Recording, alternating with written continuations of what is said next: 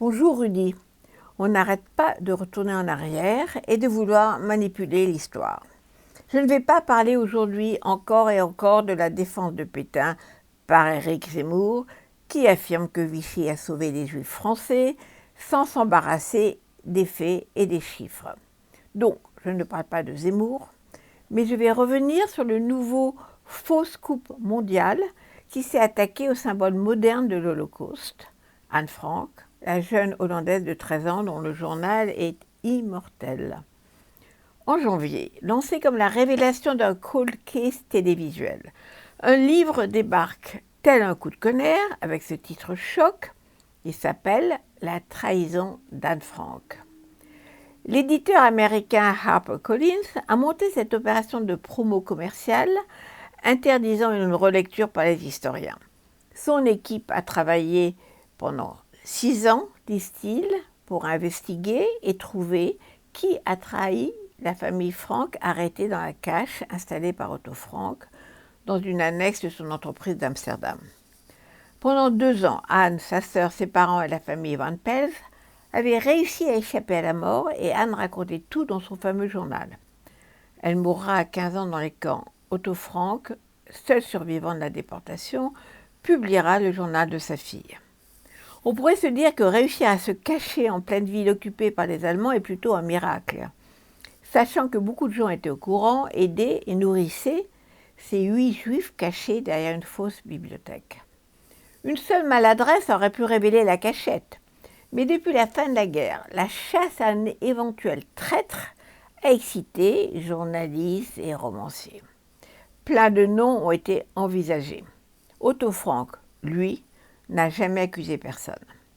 Mais ça y est, on sait qui a trahi Anne Frank, nous affirme le livre publié par HarperCollins. Et horrible surprise, c'est un juif.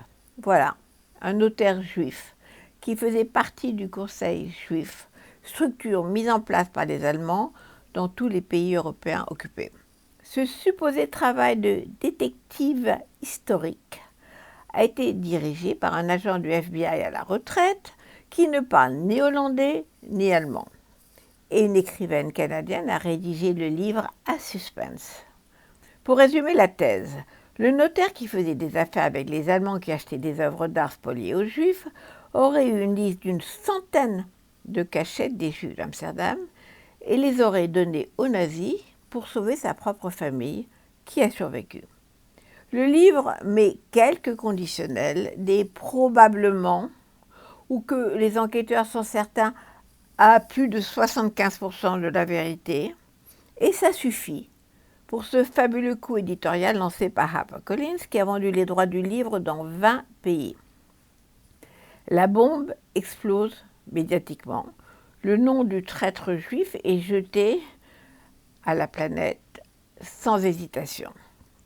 Tous les médias reprennent la nouvelle sans point d'interrogation. On ne conteste pas la trahison de juifs par un juif. Pourtant, les historiens hollandais ont tout de suite émis des doutes, à commencer par l'idée que le notaire ou le conseil juif aurait eu des listes des caches des juifs à Amsterdam. Invraisemblable. Et quand les Allemands ont envahi la cachette des Francs le 4 août 1944, le conseil juif n'existait plus depuis longtemps. Le notaire et sa famille avaient disparu, partis se cacher eux aussi. Les nouveaux détectives s'appuient seulement sur une note anonyme, connue depuis toujours, envoyée à Otto Frank pour dénoncer le notaire après la guerre.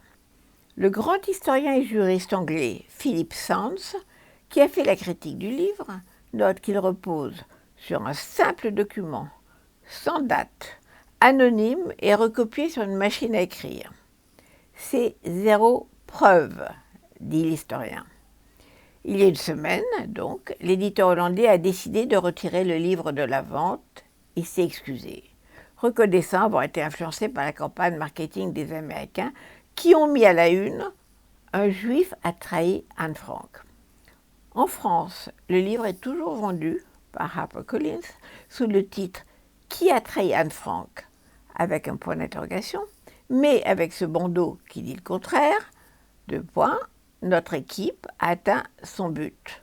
comprendre ce qui a déclenché la rafle du 4 août 1944.